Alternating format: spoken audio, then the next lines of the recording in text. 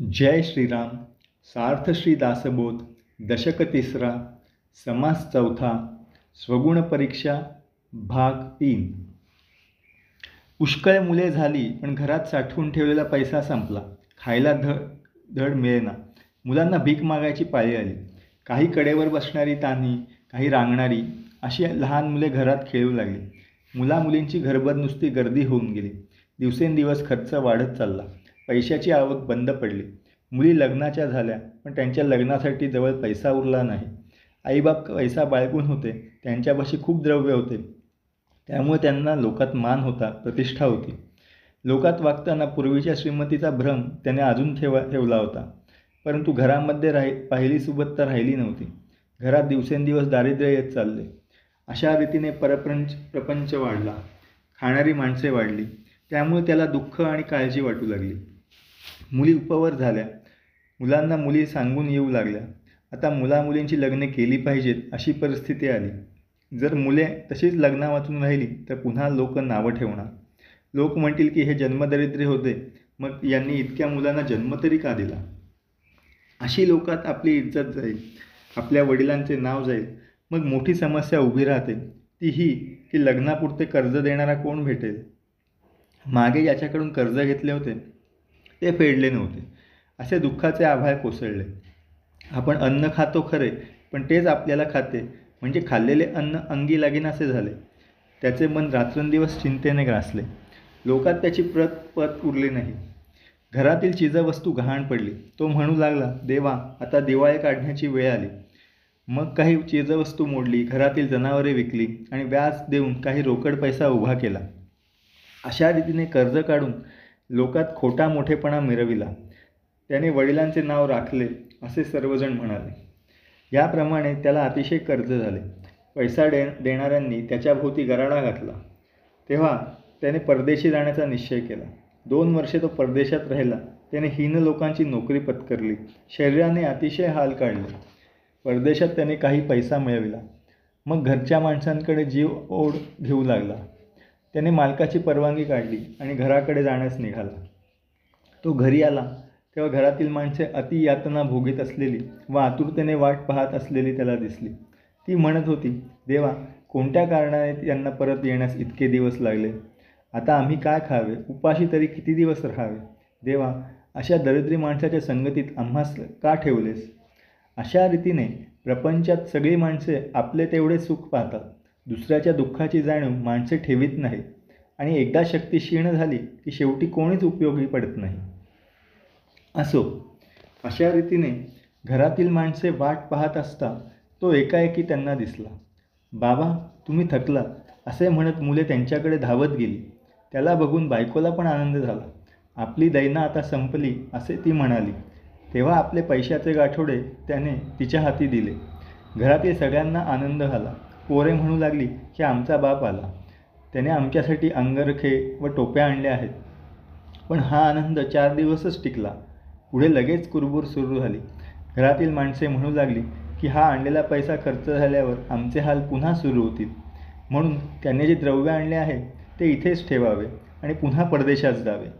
आम्ही हे खाऊन संपविण्याच्या आत नवीन द्रव्य मिळवून घरी परत यावे, अशी सगळ्यांची अपेक्षा होती. प्रपंचातील सारी नीती केवळ सुखापुरती असतात. बायको आपल्यावर अत्यंत प्रेम करते हे खरे, पण ती देखील आपल्या स्वतःच्या सुखाकडे लक्ष देऊन असते. परदेशात त्याला फार दगदग झाली म्हणून विश्रांती घेण्यासाठी तो घरी आला. पण जरा थोडी विश्रांती घेतो न घेतो तोच पुन्हा जाण्याची पाळी आली. नंतर ज्योतिषाला विचारून मुहूर्त ठरविला, पण त्याचा जीव घरात अडकल्यामुळे प्रवासाला जाणे काही त्याला योग्य वाटेना. मग थोडे पैसे घेतले, थोडी औषधे बरोबर घेतली, थोडे धान्य, कपडे, भांडी अशी सामग्री घेतली. त्याचे गाठोडे बांधले. सगळ्या मुलाबाळांना एकदा प्रेमाने पाहिले आणि तो मार्गाला लागला. त्याने बायकोकडे पाहिले तेव्हा वियोगाचे अतिशय दुःख झाले. आपल्या प्रारब्धात कुटुंबाशी एवढाच ऋणानुबंध आहे असा मनात विचार आला. त्याचा गळा दाटून आला. गहिवर आवरेना. वापलेकरांची ताटातूट होणार म्हणून त्याला फार दुःख झाले. जर ऋणानुबंध असेल तर पुन्हा आपली भेट होईल, नाहीतर हीच आपली शेवटची भेट समजावी. असे बोलून तो घोड्यावर बसला, पण तो सारखा पुन्हा पुन्हा मागे वळून पाहत होता. वियोगाचे दुःख त्याला सहन होत नव्हते. पण पुढे जाण्यापासून दुसरा काही उपाय नव्हता. घोडे चालू लागल्यावर आपले गाव मागे राहिले. संसाराच्या कटकटींनी त्याच्या मनात गोंधळ झाला. मीपणाने प्रपंचाची संगत केल्यामुळे त्याला दुःख झाले. त्यावेळी त्याला आई आठवली व म्हणू लागला की धन्य ती माऊली, माझ्यासाठी तिने फार कष्ट काढले, पण मला त्याची जाणीव झाली नाही. आज जर ती असती तर तिने मला कधीच परदेशी दूर जाऊ दिले नसते. वियोग झाला असता. इतर नातेवाईक मोठ्याने रडतात खरे, पण आई रडताना तिच्या पोटातील आग, अंतःकरणातील कळकळ काही वेगळीच असते. मुलगा अगदी गरीब भिकारी जरी असला तरी आई त्याला जवळ करते. त्याला दगदग किंवा श्रम झालेले पाहून त्याच्या दुःखाने ती मनात कळवळते. प्रपंचाबद्दल विचार करून पाहिले तर असे दिसते की प्रपंचात बाकीच्या सगळ्या गोष्टी मिळतील, पण या शरीरास जिने जन्म दिला ती आई मात्र मिळणार नाही. आई डाकिणी जरी असली तरी मुलावर तिची अत्यंत माया राहते. 1000 बायका केल्या तरी हे प्रेम त्यांच्यापाशी येणार नाही. पण कामवासनेच्या बळाने मी अगदी वेड्यासारखा वागलो. या एका कामवासनेच्या नादाने मी जीवलगांशी भांडलो. माझे हितकर्ते मित्र मला लबाड वाटू लागले. म्हणून जी प्रापंचिक माणसे आईबापांशी भक्तिभावाने वागतात ती धन्य होत. आपल्या जीवलगांच्या बाबतीत ती आपले मन कठोर करीत नाहीत. बायको व मुले यांचा सहवास आपल्याला जन्मभर लाभतो, परंतु आईबाप थोडे दिवस राहतात. त्यांचा सहवास जन्मभर कसा मिळेल या गोष्टी मी पूर्वी ऐकल्या होत्या, पण तारुण्याच्या मस्तीमध्ये त्या कळल्या नाहीत. जणू काय स्त्री सुखाच्या डोहात मन बुडून गेले होते. ज्यांना मी आपले मित्र मानले ते लबाड होते. माझ्यापाशी असणाऱ्या पैशाच्या निमित्ताने ते माझ्याभोवती गोळा झालेले होते. म्हणून पैशाशिवाय रिकाम्या हातांनी परत जाण्याची मला अत्यंत लाज वाटते. आता काय वाटेल ते करावे, परंतु द्रव्य मिळवून नेले पाहिजे. आपण मोकळे गेलो तरी तेथे सहजच दुःख होणार. अशा प्रकारचे विचार त्याच्या मनात येऊ लागले. त्याचा जीव कष्टी झाला आणि तो चिंतेच्या महापुरात बुडून गेला.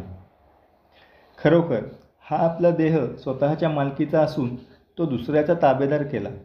ईश्वरासाठी त्याचा वापर केला नाही.